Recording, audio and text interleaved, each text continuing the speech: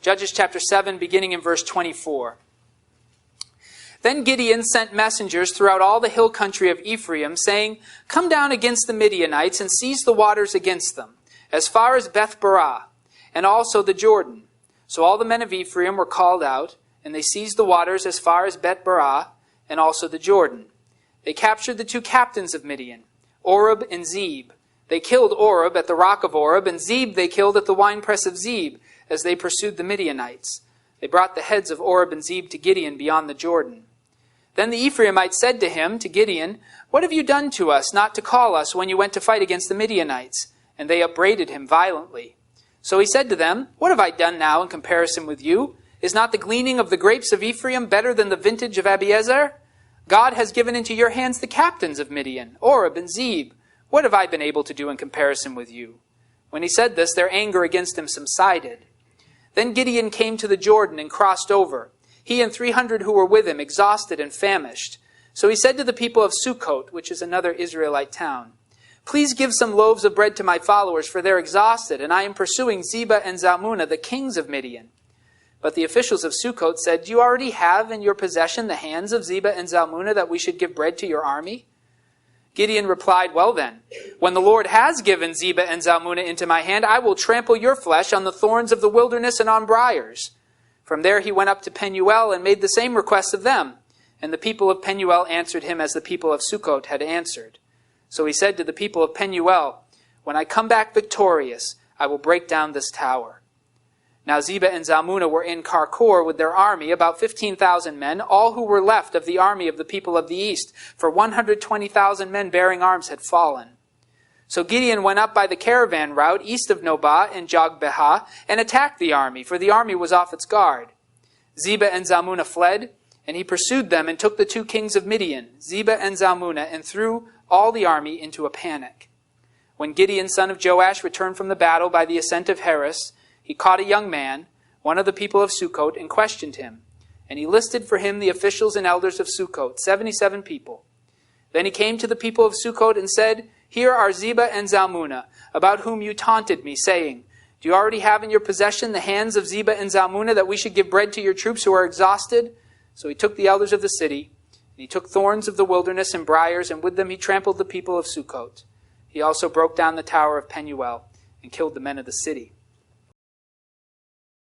These are tough stories, and in so many ways they feel foreign to us. It seems like the people are operating with values that we don't approve of, using methods in war that we don't quite understand, talking about cities that we don't know where they are, and it's hard to put on a map since, honestly, even though your Bibles have maps in the back, no one knows where these cities are. We're just guessing. So how do you make sense of a story like that? Well, let me give you just a little bit of context, and then I think we have a way forward. It's been amazing to me how similar, at least in my reading, the things that were happening in the life of Israel during the days of the judges are to our own days. It's amazing to me how similar things are. At this point in Gideon's story, God has called him as a nobody, kind of a nobody, a substantial family, but not a particularly substantial person, out of one of the tribes of Israel to deliver them from an oppressor that had been oppressing the people for 7 years, the people of Midian. So for 7 years, Israel had been reaping and sowing nothing. They were impoverished, they were hungry.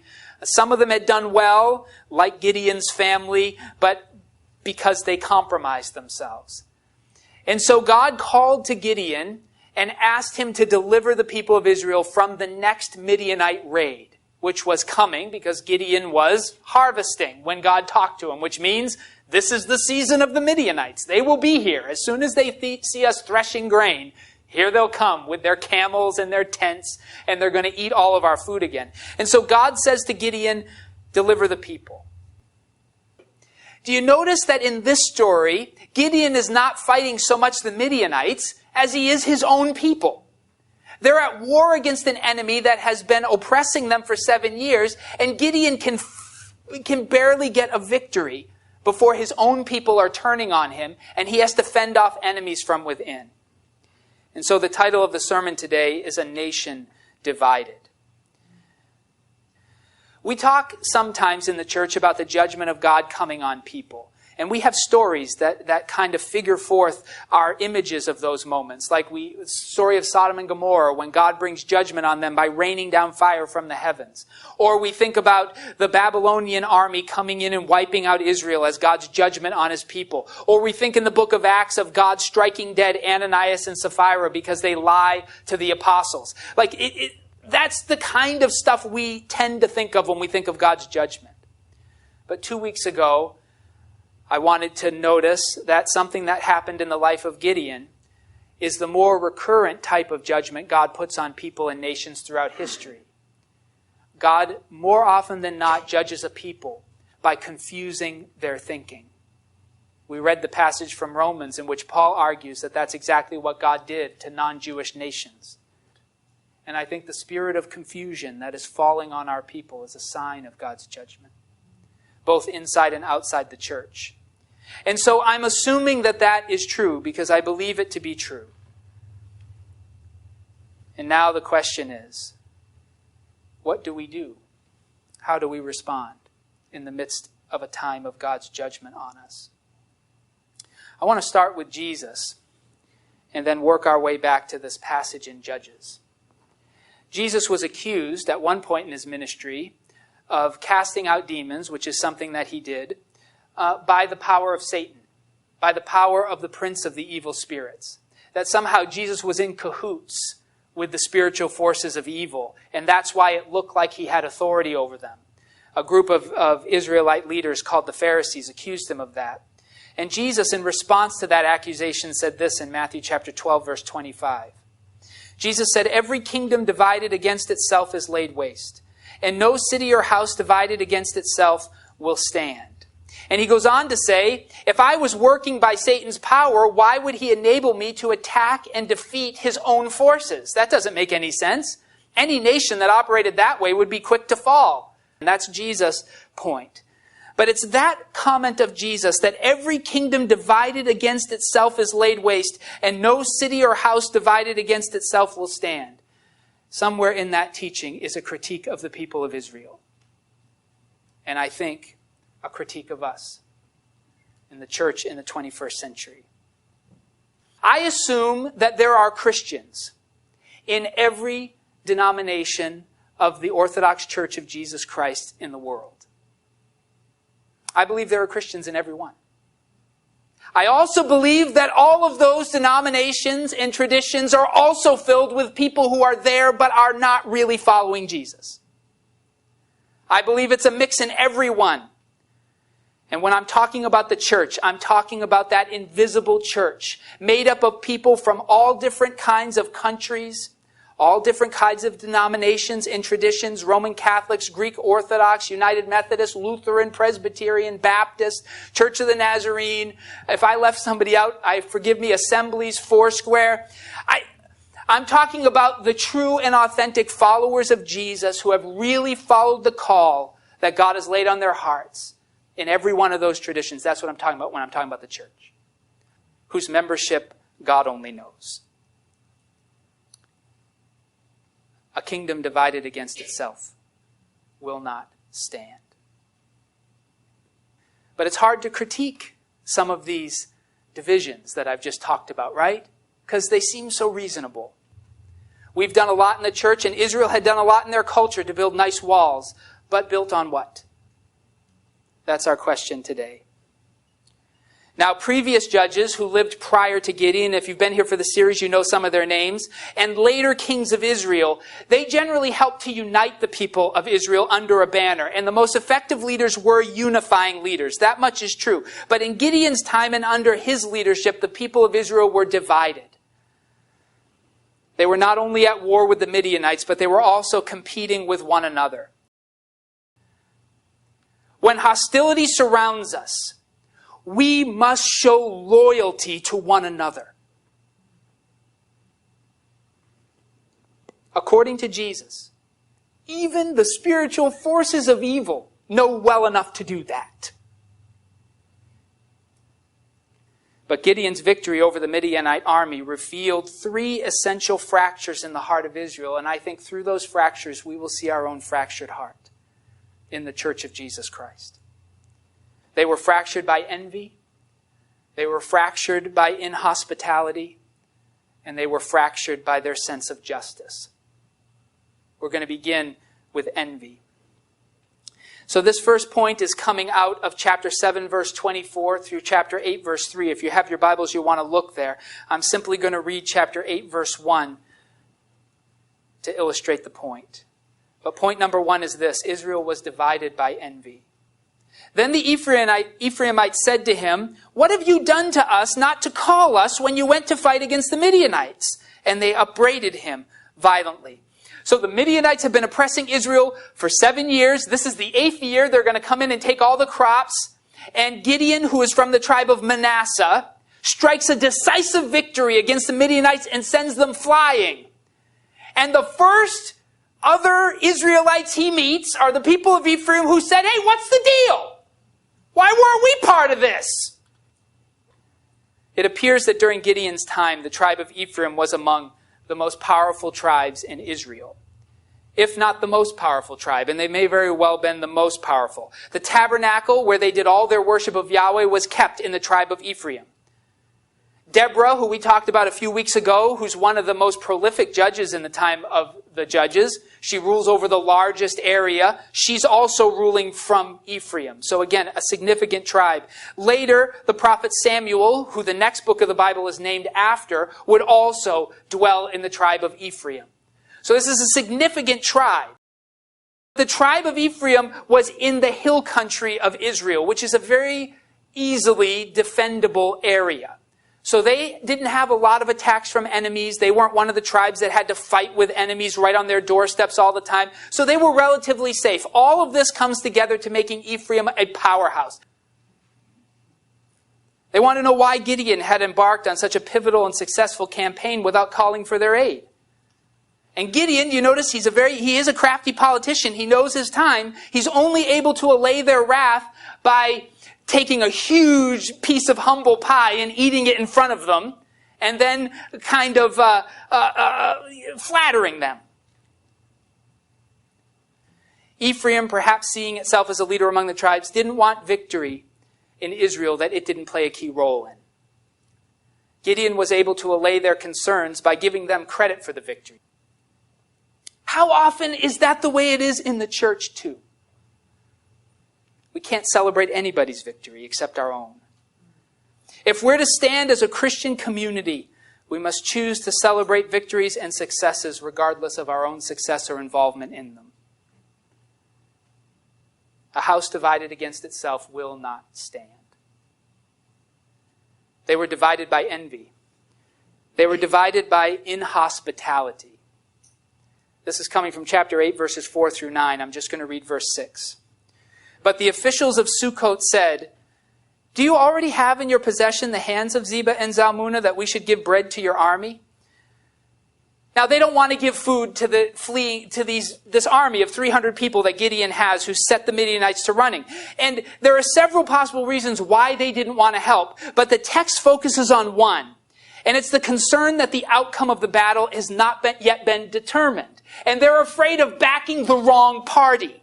If they feed Gideon and then they lose, then Zebah and Zalmunna will come back to all the cities that gave refuge to these people and they'll get reprisals. And that's what they're afraid of. In hostile or perilous times, oftentimes our fear of tyrants, of enemies, of oppressors outweighs our commitment to rightness and goodness and the health of our community. We're so afraid of our enemies that we use them as an excuse not to do what is right. What if they sue us? Let's stay quiet. If we're to stand as a Christian community, we must choose to celebrate victories and successes regardless of our own success or involvement in them. And if we're to stand as a Christian community, we must choose to remain loyal to Jesus and to our Christian community and Christian commitments, no matter the consequence, even if the community would be destroyed by our loyalty to Jesus. A house divided against itself will not stand. They were divided by envy, they were divided by inhospitality, and finally they were divided by their sense of justice. This is coming from chapter 8, verses 10 to 17. I'm just going to read verses 16 and 17. So Gideon took the elders of the city, and he took thorns of the wilderness and briars, and with them he trampled the people of Sukkot. He also broke down the tower of Penuel and killed the men of the city. Now, these are his own people. He's in the middle of a battle with the Midianites, and as soon as he captures their leaders, who are still alive and have not been dealt with, he goes back to the towns that betrayed him, and he slaughters them. This is Gideon. He seems to have seen the refusal of Sukkot and Penuel to feed him as treason against the God who called him and against the people of Israel he was appointed to deliver. So Gideon threatened initially that they should fear his own reprisal more than that of the Midianites. You're afraid of the Midianites? You should be afraid of me. Wait till I come back here. And they, of course, at the time thought, really? I mean, you're 300 men. They have at least 20,000. Whatever. But after achieving victory, Gideon was true to his word. He torturously killed the leaders of Sukkot. Nobody can translate this very well. We don't know what he did to them, but every scholar I consulted this week agrees it was terrible. The Hebrew has to do with this flaying off of skin with briars and these other things. He tortured them to death. And then he tore down the fortified tower of Penuel. And in this instance, Gideon proved no less tyrannical and brutal than the Midianites he was called to deliver Israel from. Maybe that sounds like something that should happen. Maybe they deserved it. One of the commentators I read said this was justice. But the only place I can look to decide whether or not this is the right behavior for Gideon is to look to Jesus. And is anybody as surprised as I am that when Jesus rose from the dead, he had all these people who said he wasn't who he claimed he was. They called him a blasphemer. They called him demon-possessed. They said he was a liar and a manipulator. He was finally executed by Pilate, who believed him to be crazy. Is it surprising to anybody else that when Jesus rose from the dead, he didn't go back into those circumstances and say, "Told you so"? I mean, why doesn't he do that? Why, when he rises from the dead, does he only spend time with people who already believed in him, restoring Peter, who betrayed him, teaching his disciples, meeting the two on the road to Emmaus? Why doesn't he go to some of his enemies and get what they deserve? That's what Gideon does. Fresh out of victory, he goes right back and starts killing people who didn't believe in him. Why doesn't Jesus do that? Because that's not who God is. That's not to say that justice won't come, but God is slow to anger. And betrayals that come like they did for Gideon, and I know this has happened to you, betrayals that come during times of stress or catastrophe often cut so much deeper than betrayals that come in times of peace and plenty. Gideon was at war when these people betrayed him, and you felt that too, haven't you? Those hurt more because it feels like you're being kicked while you're down in the dirt.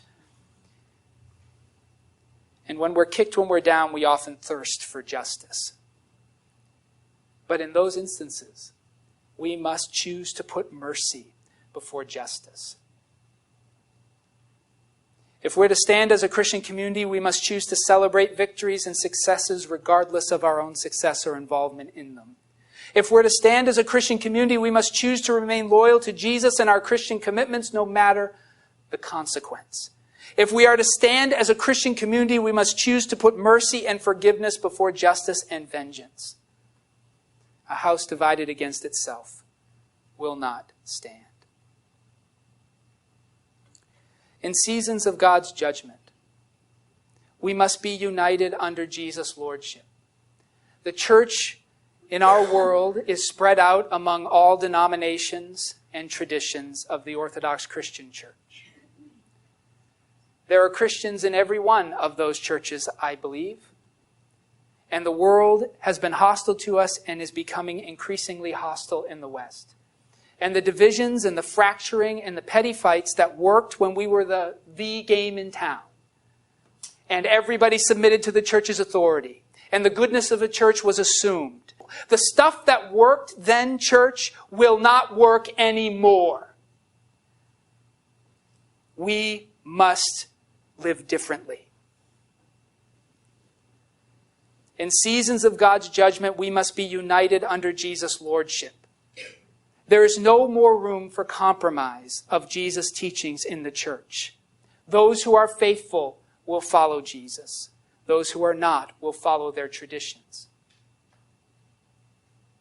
We must be united under Jesus' lordship. A house divided against itself will not stand. We must be submitted to the prophets and apostles that God has elected to speak to us on his behalf. And we must be gracious and compassionate and slow to anger with one another. We must be abounding in loyalty. We must consciously put aside envy, inhospitality, and a thirst for justice within the Christian church. It's time for us to take a serious look again at Jesus and remember that our loyalty is to no other. I think this is the season in which we are living. And I think if this cloud of confusion that's falling over us is to be dispelled in any place, it can only be dispelled by Jesus and those he has elected to speak to us on his behalf. It's a new day. But it's a day in which the Midianites are surrounding the church. Some of it because, just like in the days of Gideon, we were corrupt and we deserve it. In other cases, because the enemies of the gospel have always been at work to snuff out the truth of what God is doing and replace it with their own doctrines and beliefs. But if we are to be the people God has called us to be, it is time for us to unite with our brothers and sisters everywhere we find them. And you'll know them by their fruit. When you see a person of peace, patience, goodness, gentleness, kindness, and self-control in any church, you know you have found a brother or sister of Jesus. We must come together under Jesus' lordship. We must submit to the prophets and apostles and trust them more than our instincts.